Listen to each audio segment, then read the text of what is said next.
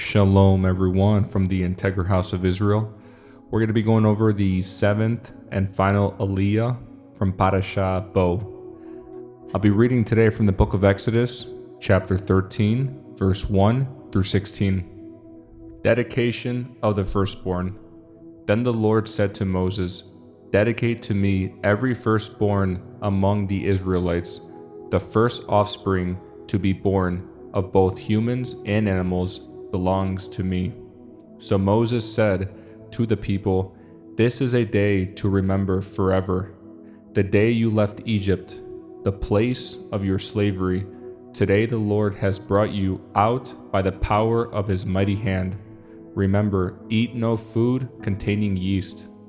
On this day in early spring, in the month of Abib, you have been set free. You must celebrate this event in this month each year after the Lord brings you into the land of the Canaanites, Hittites, Amorites, Hivites, and Jebusites. He swore to your ancestors that he would give you this land, a land flowing with milk and honey.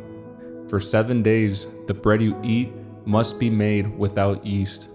Then on the seventh day, celebrate a feast to the Lord. Eat bread without yeast during those 7 days. In fact, there must be no yeast bread or any yeast at all found within the borders of your land during this time. On the seventh day, you must explain to your children, "I am celebrating what the Lord did for me when I left Egypt." This annual festival will be a visible sign to you, like a mark branded on your hand and your forehead. Let it remind you always to recite this teaching of the Lord.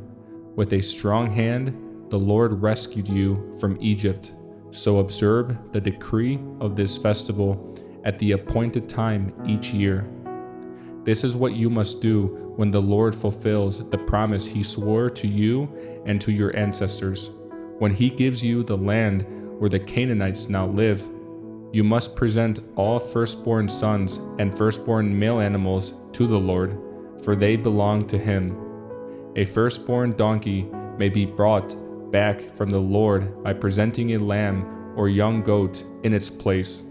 But if you do not buy it back, you must break its neck. However, you must buy back every firstborn son. And in the future, your children will ask you, "What does all this mean?" Then you will tell them, "With the power of his mighty hand, the Lord brought us out of Egypt, the place of our slavery. Pharaoh stubbornly refused to let us go, so the Lord killed all the firstborn males throughout the land of Egypt, both people and animals.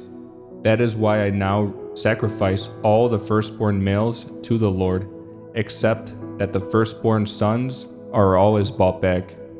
This ceremony will be like a mark branded on your hand or your forehead. It is a reminder that the power of the Lord's mighty hand brought us out of Egypt."